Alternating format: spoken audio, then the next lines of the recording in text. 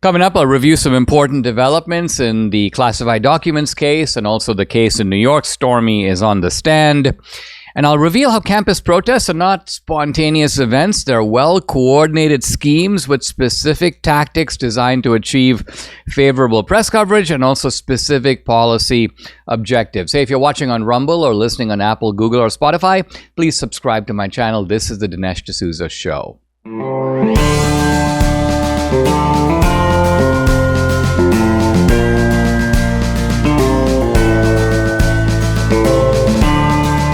America needs this voice. The times are crazy. In a time of confusion, division, and lies, we need a brave voice of reason, understanding, and truth. This is the Dinesh D'Souza Podcast. I want to talk about some interesting developments in two of the Trump cases. I'll start with the classified documents case in Florida. And here it looks like that case is, well, I won't say out the window, but nearly out the window. And I say this because of an important revelation that has come out that is very damaging to the prosecutor, to the special counsel, Jack Smith. And this is not just my opinion of it. The judge knows it. Jack Smith knows it. Everybody knows it. And the judge has decided that given what has come out, this case just cannot go forward in the current form. In other words, there needs to be now special attention paid to several key issues, several special hearings. All these hearings are damaging to Jack Smith. And so the trial itself, which was scheduled to resume shortly, is going to be indefinitely kicked forward, and most likely kicked forward beyond the 2024 election. So you can almost take that one, just like you can take the Judge Engoron case, which is now under appeal, and sort of nothing's going to happen now for 2 years.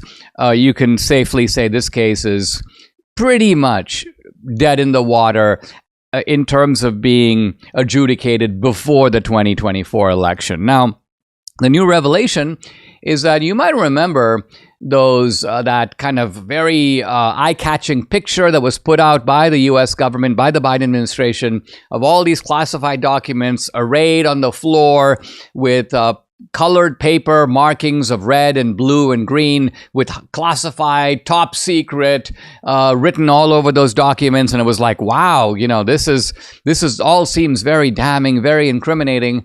Well, as it turns out, that photo was completely staged.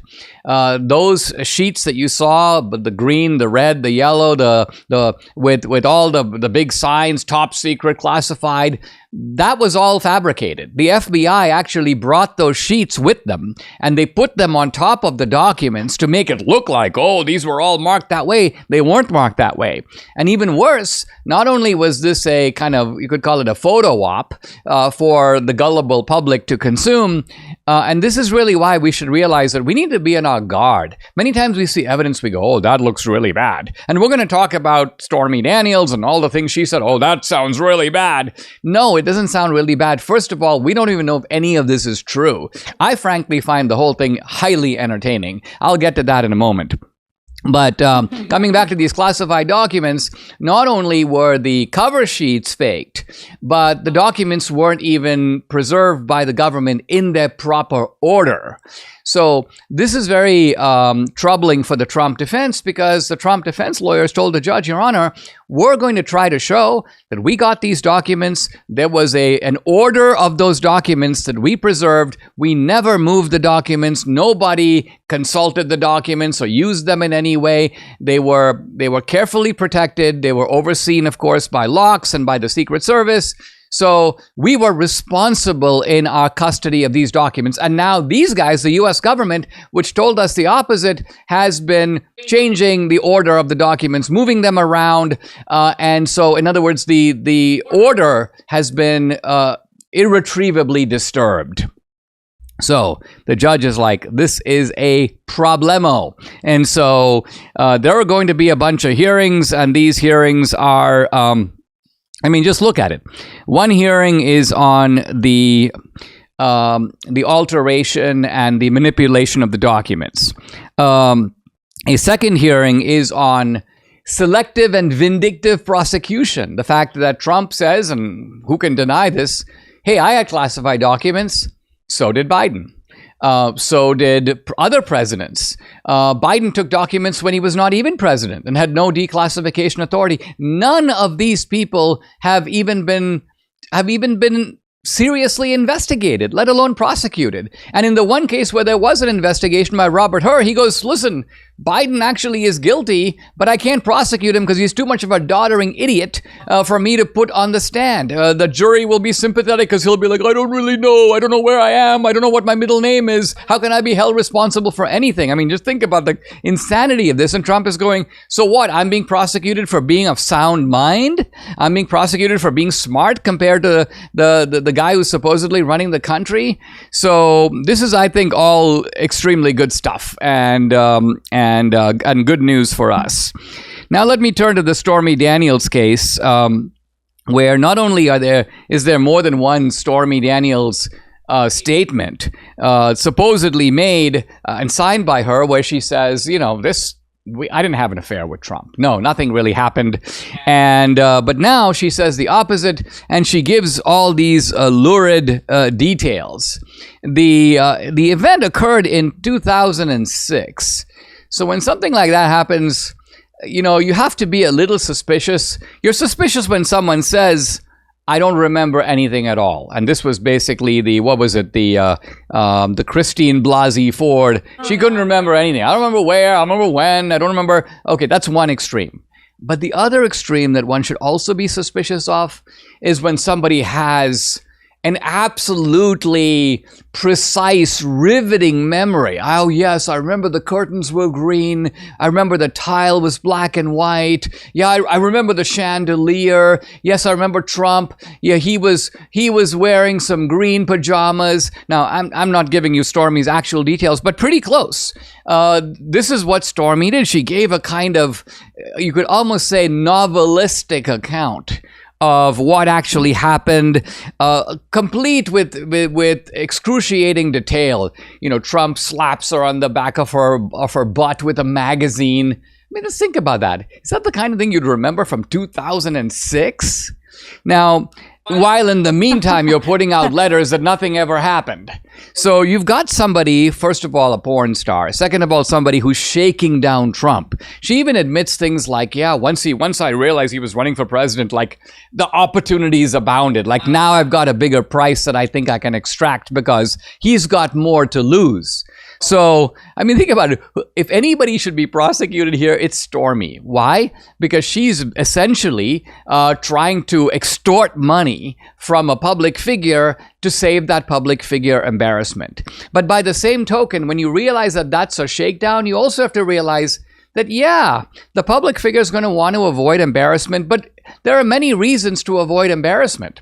So let me give you a few of those reasons. One of them, the most obvious one, is not the one that's being alleged. The government is saying basically that Trump has only one reason to avoid embarrassment. Namely, he wants to avoid negative stories affecting the election.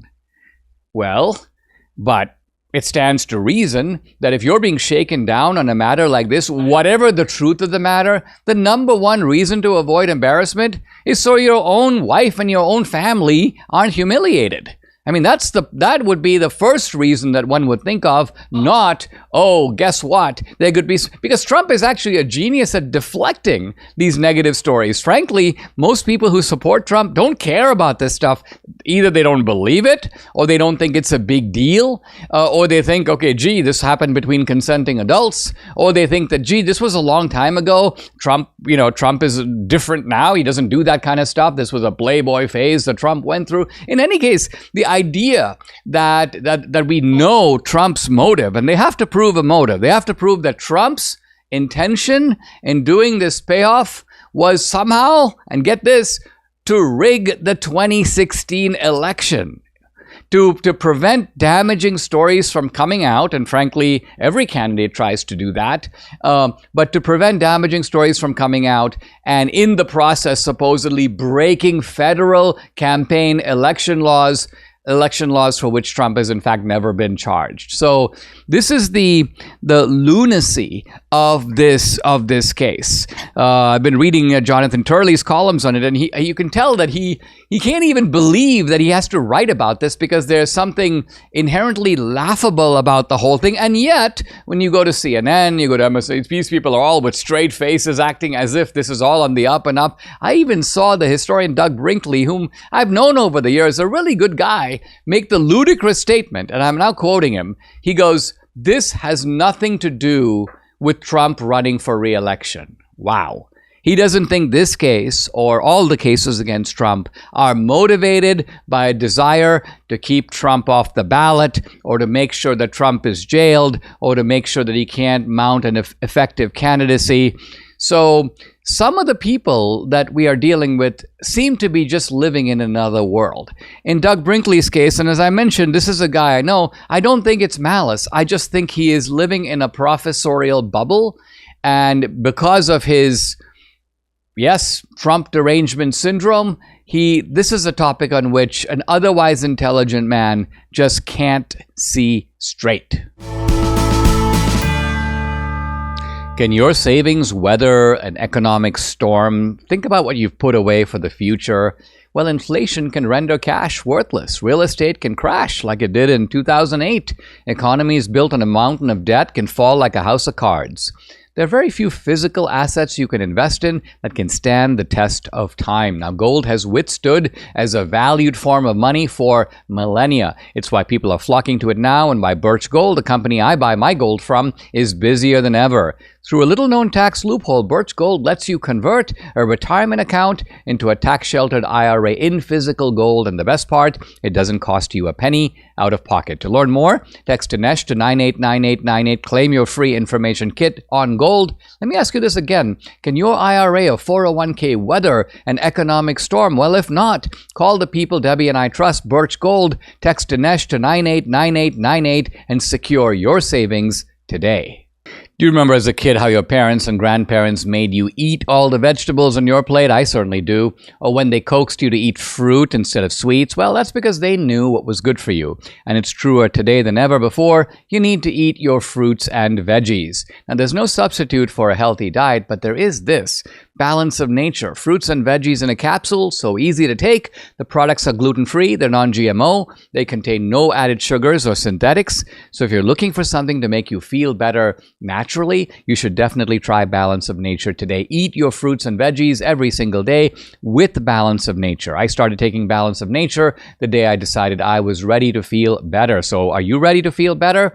Whether you order online or call direct, you got to use promo code America. You'll get the special offer, 35% off. So call them, 800-246-8751. Again, it's 800-246-8751. Or you can go to balanceofnature.com. When you use discount code America, you'll get the special offer, 35% off. I came across an excellent primer, a thread really of comments about these organized, or I should say highly organized, protests on the college campus. Some of them are even off campus, but the point is that these protests are not only coordinated, they are also financed, they are well thought out. They have a goal or an end, and they also have a strategy to achieve the end. And the strategy itself is very ingenious in that it anticipates and prepares for the reaction on the part of the college authorities and the college administration. Now, in going through this thread, you have to sort of admire the way in which the left pulls this stuff off. It's not haphazard. Let's just contrast this, what I'm about to say, with January 6th, which was very haphazard. People just go, they go toward the Capitol, some people go in, it's like, oh, the door's open, and they walk in. So that was... Look, I've been defending the January 6th prisoners, the abusive treatment, the excessive penalties and all that. But as an action, it was thoughtless. And I say thoughtless because It didn't achieve its end. What was its end? To draw more attention and compel a consideration of voter fraud. What was the effect? The exact opposite. Shut down any discussion of voter fraud. In fact, legitimize a regime of censorship, not just of those people, of all of us, in discussing election fraud. And so this is sort of the way that the right often does things. It is without planning, without coordination. But now let's look at the left for a moment. Have you noticed that many of these protesters carry shields? If you notice, these shields are pretty similar across the country. And those shields apparently are very carefully constructed. It takes a lot of effort to make those. Volunteers work on making those all day, and they make thousands of them. Number two, have you noticed that these tents that you see are all the same? I'm looking at some pictures right now. The tents, by and large, are green and gray in color. They're gray at the bottom. They've got a green top. What does this mean? What this means is that organizations that have a lot of money are buying hundreds, if not thousands, of these tents in bulk and distributing them through a network. Think of it. You've got to get the tents to the people organizing these events on campus and deliver them to the protesters as needed. This is all very well planned. Moreover, point number three, these are not student protesters, at least not exclusively. And it's not that they're student protesters with like three guys from Harlem who came to the Columbia protests. No. According to the NYPD, about 1/3 of the people arrested at Columbia and most of the people arrested at CCNY, City College of New York, were not students. A good example is I'm looking at the picture of a woman here, and she is Lisa Fithian. She is a 63-year-old professional activist. That's her job. She's a professional activist. She gets paid. And so that's the other element. There's a network of financing protesters, professional protesters. What's your job? Well, I'm a protester. $15 an hour, $20 an hour. So, nice. And they probably pay your travel expenses and so on. Now, let's turn for a moment to the tactics. Because the tactics, again, reflect careful thought and planning. The big error of the administration is to allow the encampment to occur in the first place. Because once you allow the encampment, in a sense, you have set yourself up. And this is the key for the protesters. What they do is they want to create a situation where you have two choices, and both choices are bad. So let's say, for example, I am trying to take over, as a protester, a building. You, as the administration, can either back off and let me do it, in which case I have success. I've taken over the building. I then declare victory. I come out in front of the building and basically say I'm occupying the building. I then can give a speech and the press will be in attendance because, after all, I'm in possession of Hamilton Hall. So that's a big win for me and a big loss for you. I've actually taken over a major university building. Or option two. You're like, there is no way I'm going to let these protesters take over the building. Obviously, the campus police may not be effective in stopping them. I'm going to call in the NYPD. And this is what the protesters are ready for, because they know that the moment the cops show up, there is now a drama. And the drama is vicious, armed cops taking on helpless, unarmed students. So the students are ready to create, and let's think about what they're doing here. Whether they're creating a tableau, they're creating a picture, they're creating a sort of a narrative for the media and for social media. And the narrative is cops dragging students, cops choking students, cops throwing students to the ground. So either the university is weak and surrenders, or the university is now basically Hitler. The university is now, Israel pounding on Gaza. The university is now the strong man. So the ingenuity of the students is that they are the ones who do the original aggression, They take over the building, or they attempt to take over the building, and then when the police stop them, they act like they're helpless, they're victims, they are being mistreated by the police. So this is jujitsu, isn't it? It's using the reaction of somebody else against them. You anticipate the reaction, you produce an escalation, and then you claim to be the powerless underdog. Of course, the key here is the media. The students know that the media is on their side. So when there's video, there can be video of students punching a cop.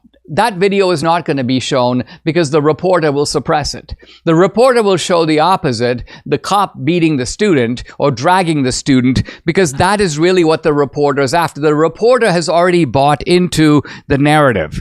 And not only that, but the activists have a whole network of people who do two things. First of all, they use very sympathetic people to go out front. So out front, you won't get some real twisted, sicko Charles Manson type who goes, "Yo, we took over the building, we're going to kill everybody." No, they'll put some 70-year-old woman who says something like, "Oh, we are in sympathy with the people of Gaza." Or some helpless, wide-eyed looking student. And you're like, "Oh my gosh, man, I mean, maybe she's misguided, but let's not like drag her or, throw her on the ground." So they're very good at putting up spokesmen that appear sympathetic, who are, by the way, not representative of the crowd, which has thugs and people who are using violence, but those are not the people who get the microphone. And then second of all, the left is always cutting videos of showing every action where a policeman is yelling or a policeman is raising his arms, and those are the clips that are then handed over to the reporters to share in the media and on social media. And this is why when you look at social media or you look at the television reports, you don't see smashed glass, trashed buildings, broken doors, blood stains on the street, but rather you see people just sort of holding a sign or looking very kind of saintly and pacific. So the point to make here is that what the protesters are trying to do is their real audience is not the university. They pretend to negotiate with the university. Here are our demands. We want to have a meeting. We want to have mediation. But their point is we want to use the university to play its role in a script. Our audience is outside the university. It is by and large the public. It is people who are watching the news. It is people who are on X and on YouTube and on TikTok. That is our audience. And the goal of the protesters is very simple. It is the disruption, the dismantling, and the deconstruction of what they see as the power structure of society. That's their goal. The cause is sort of by the way. Yeah, where it's going to be Gaza today. It could be, it was BLM yesterday and George Floyd. It'll be climate change tomorrow. But the cause is always subordinate to the bigger cause. And the bigger cause is destruction, transformation. The transformation of America that Obama spoke about. This is one way of carrying it out. You might have heard Mike Lindell and MyPillow no longer have the support of their box stores or shopping channels the way they used to. They've been part of this cancel culture. And so they want to pass the savings directly onto you by having a $25 extravaganza.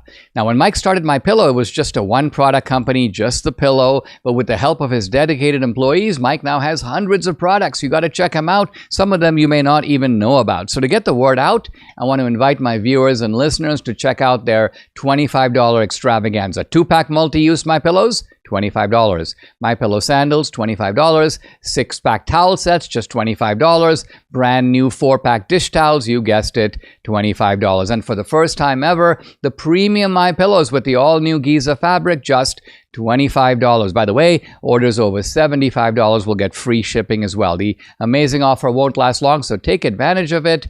Call 800-876-0227. The number again, 800-876-0227, or go to mypillow.com. Don't forget to use the promo code. It's DINESH, Dinesh. If you'd like to support my work, there's an easy way to do it. Join my Locals channel. You can become a monthly or an annual subscriber. I post a lot of exclusive content there, including content that's censored on other social media platforms. On Locals, you get Dinesh Unchained, Dinesh Uncensored. Also on Locals, you can interact with me directly. I do a live weekly Q&A every Tuesday, 8 p.m. Eastern. No topic is off limits. And I've uploaded some really cool films to Locals, documentaries, feature films. It's Dinesh's movie page. 2000 Meals is up there, and also the latest film, Police State. New film is being worked on right now for this year, for this fall. If you're an annual subscriber, you can stream and watch this movie content for free. It's included in your subscription. So check out the channel. It's dinesh.locals.com. I'd love to have you along for this great ride. Again, it's dinesh.locals.com. Guys, I'm really pleased to welcome to the podcast a new guest. His name is Ryan Baumberger. He's co-founder, chief creative officer of the Radiance Foundation. He's been named one of the 50 greatest pro-life leaders in the last 50 years. And you can follow him on X at Ryan Baumberger, Bomberger. The website, radiancefoundation.org.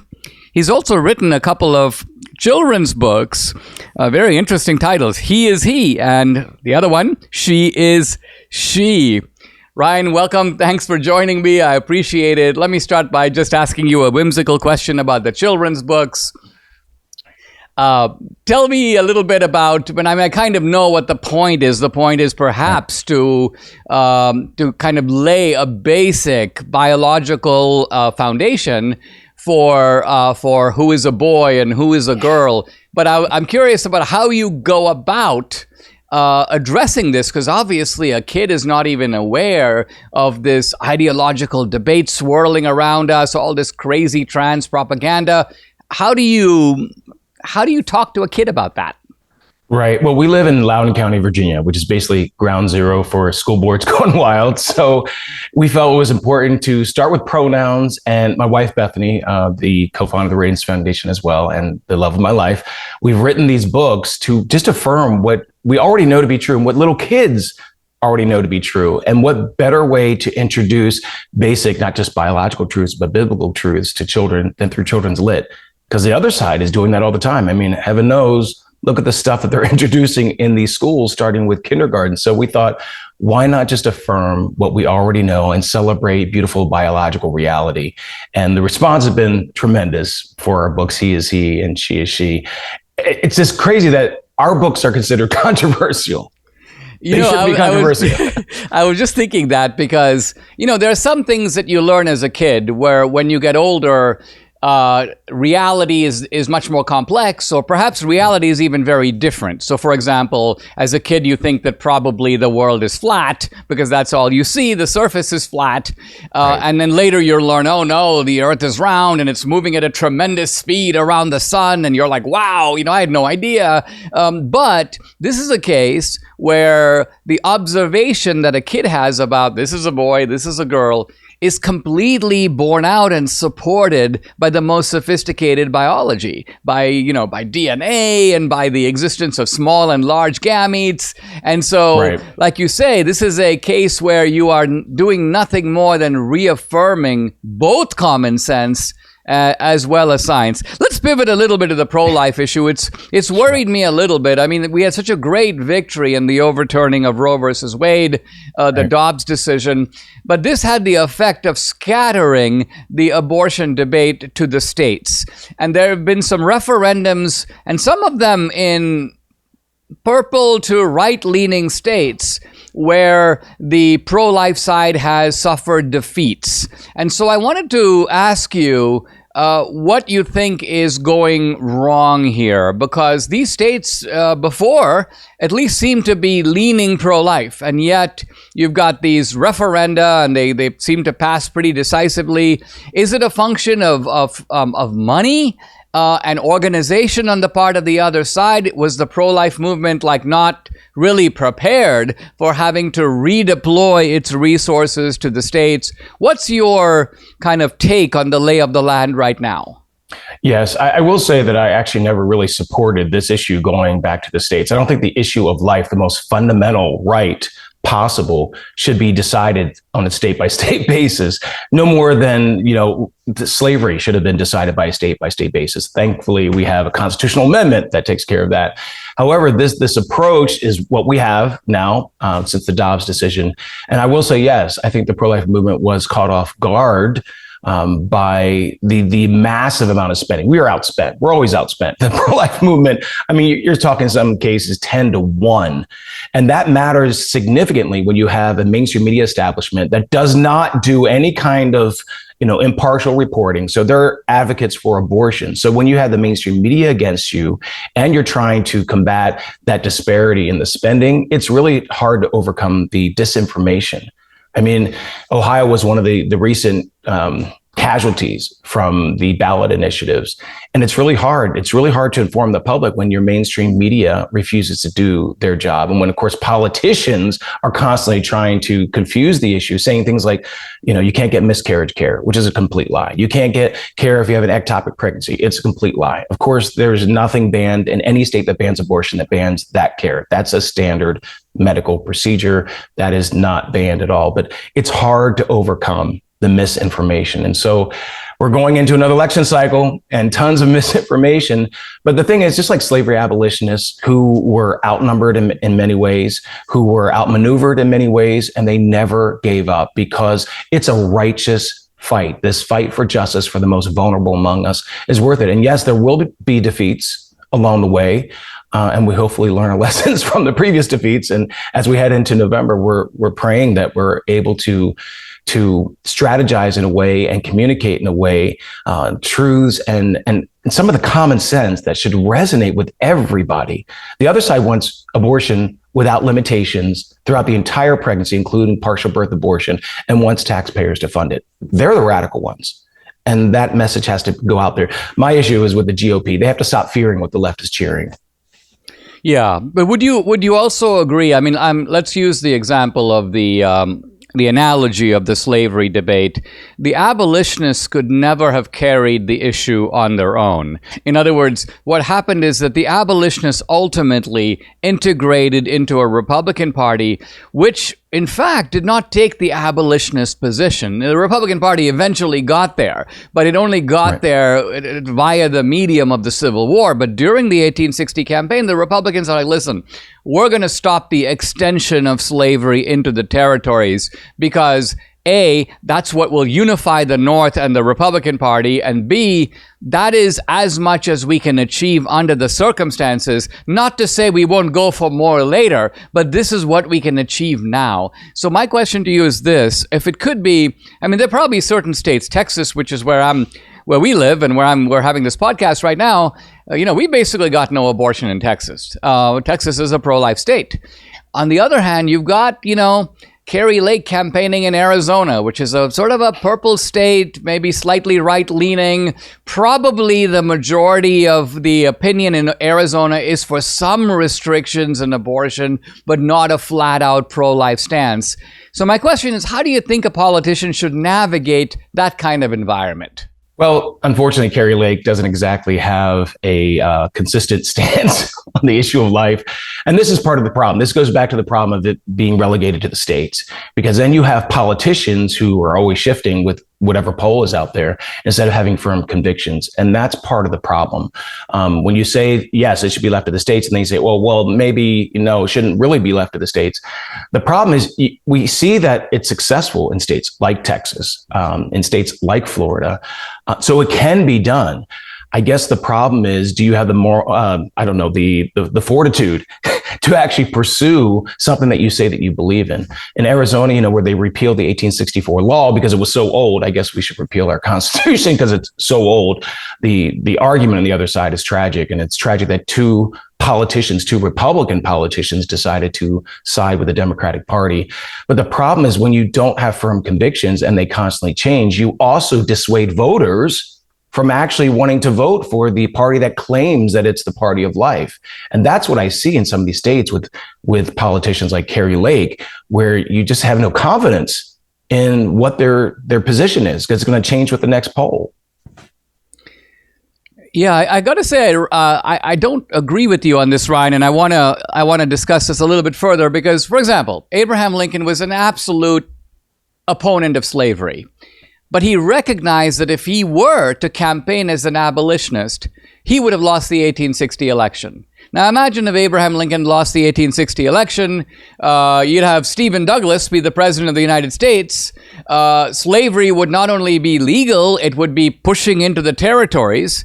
Ultimately, Douglas wanted even northern states to decide for themselves if they wanted slavery. I guess what I'm saying is that until one has created a kind of a moral climate in which the citizens are on the pro-life side, does it make sense for pro-life politicians to like go down in flames by taking the full-throated pro-life position when the people in your state are not with you? I mean, I understand what you're saying, that you're unhappy it's being decided in the states, but that's where it is right now, right? So I guess what I'm trying to figure out is, if, let's say you were running in Arizona, what position would you take? Because if you were to run and say, I support the 1864 law, and let's just assume that very few Arizonans would go along with you on that point, then you get defeated and your opponent, who is an absolute 100% pro-choice extremist,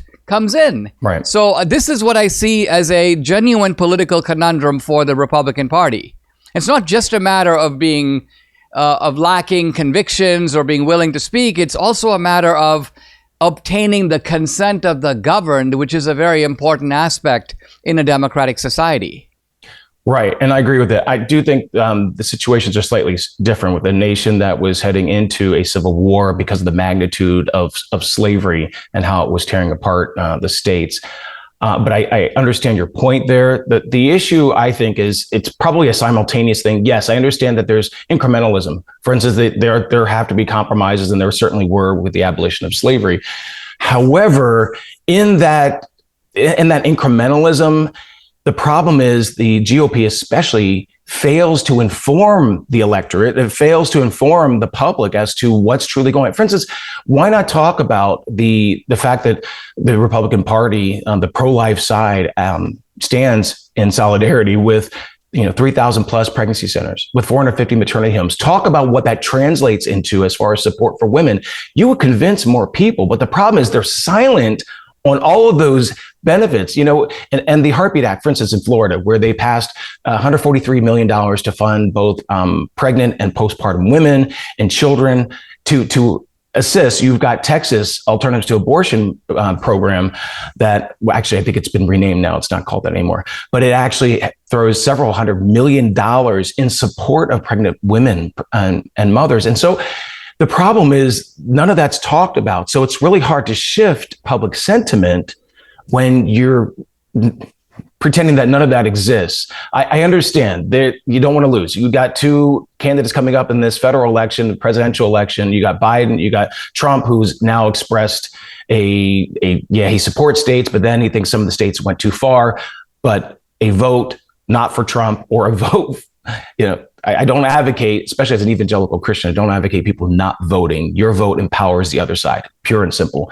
And I don't want that to happen either. I want people to vote for the person who is certainly not perfect. No one ever is.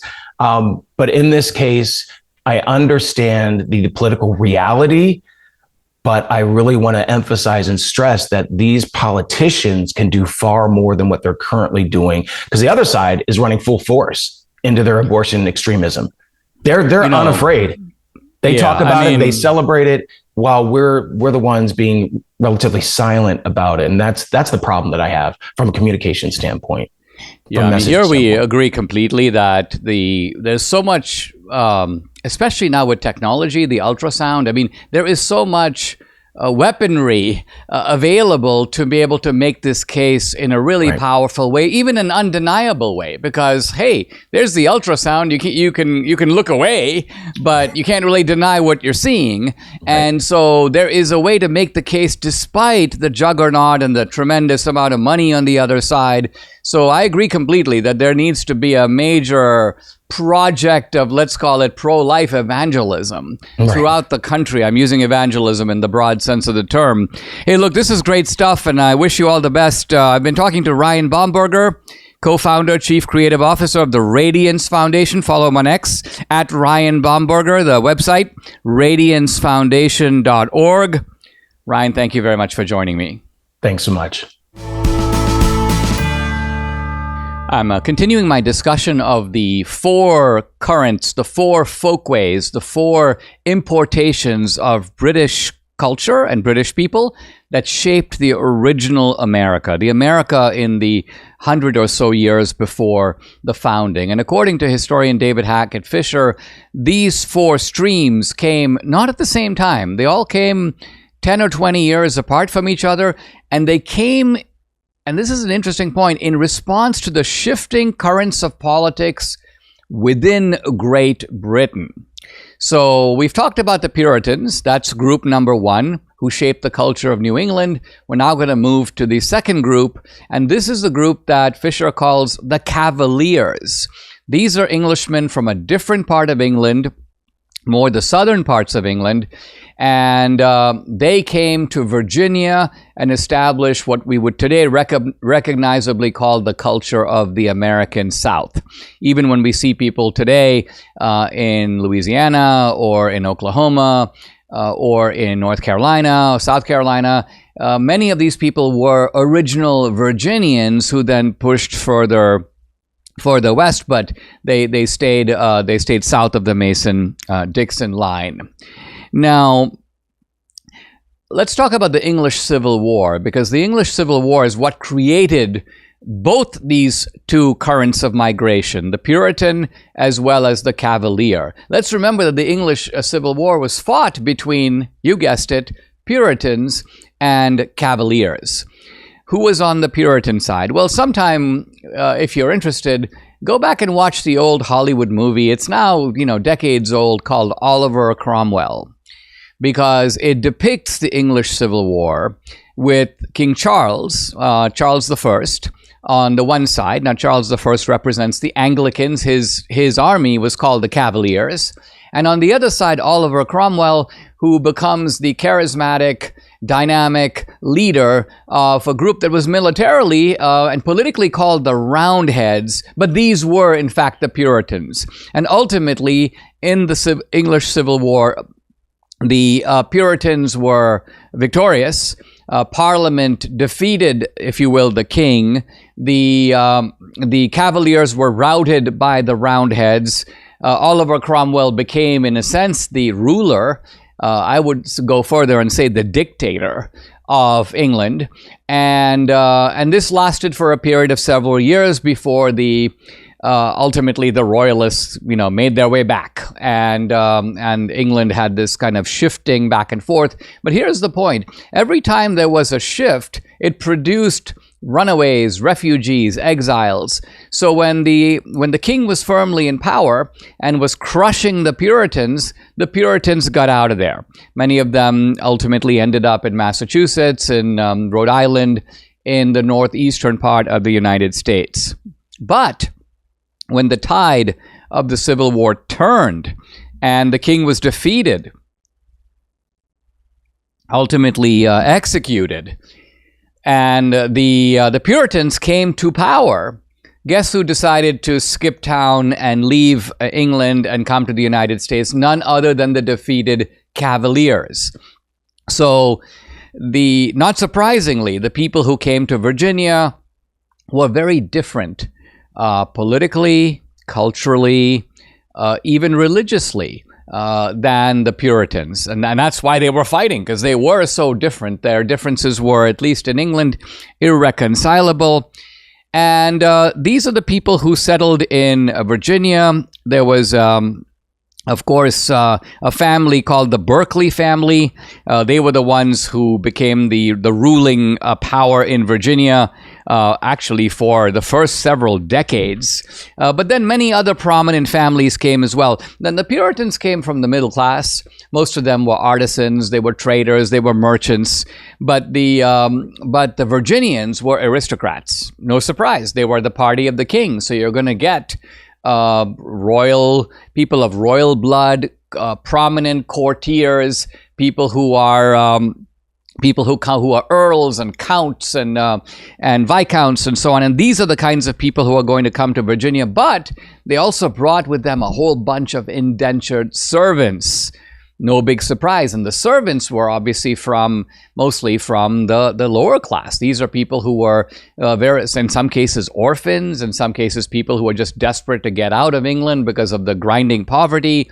And so while the Puritans were all people of the middle, you could say, for the most part, with some exceptions, the people who came to Virginia represented the top and the bottom of English society. And we can actually see the residue of their original settlements. If you just look at the areas around Virginia, you will find even the names echo the types of people who came, because think of it, these were royalists. They loved the power structure in England. They believed in hierarchy and aristocracy.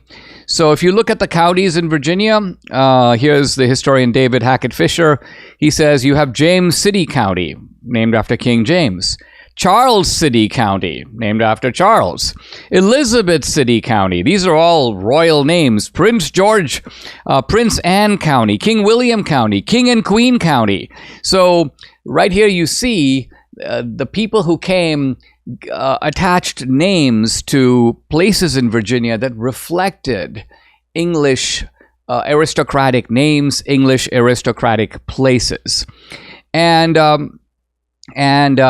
these are people also who brought with them, and this I find quite amusing, a kind of distinctive accent, an accent especially prominent in the south of England, which was brought to America, and some traces of that accent persist to today. And by accent here, I don't just mean the southern drawl, which is part of it. This drawl, by the way, is not, some people may think, well, the drawl developed in the American South because things were really slow. No, it's not like that. Really slow people who are used to speaking very slowly came originally, and that's how they speak even now in certain parts of England. And Fisher is really good on this because he has a really good ear for words. So he says, for example, the Virginia dialect had its own vocabulary. Instead of saying hello, the Virginians like to say howdy. Hey, I say howdy. That's a legacy of this strain of. They don't say unwell. They say I'm doing poorly. P-O-R-E-L-Y. I'm doing poorly. If you resemble your aunt, they say that you, quote, favor your aunt. So favor here means resemble. And that's an eccentric use of the word favor. Favor isn't normally used in that way. Book learning is a term that is often used for schooling. I'm not very much into book learning. Also, the way things are pronounced. The early Virginians didn't say floor, they said flow. They didn't say door, they said dough. They didn't say for, they said fo. They didn't say this, they said this. So you've got all these little, and of course the great Texan word, y'all. Y'all is an importation from the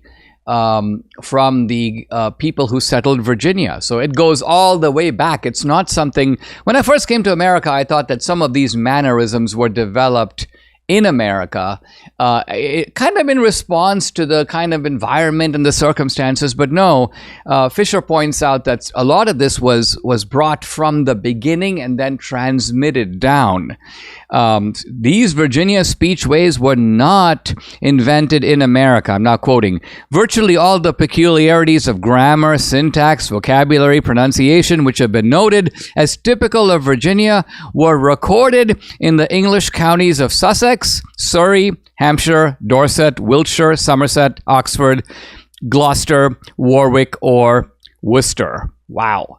So these are the people who made not America, but they made the American South. I mean, looking back on all this, it's kind of easy to see how some of the conflicts that occurred in England, for example, the English Civil War, were replayed on a completely different canvas when, for example, New England allied itself strongly with one side of the anti-slavery debate, and then, of course, the Virginians in the South were completely on the other side of the same debate, and these two groups, now displaced onto a completely different continent, were the key elements of broad coalitions that went to war against each other in 1860.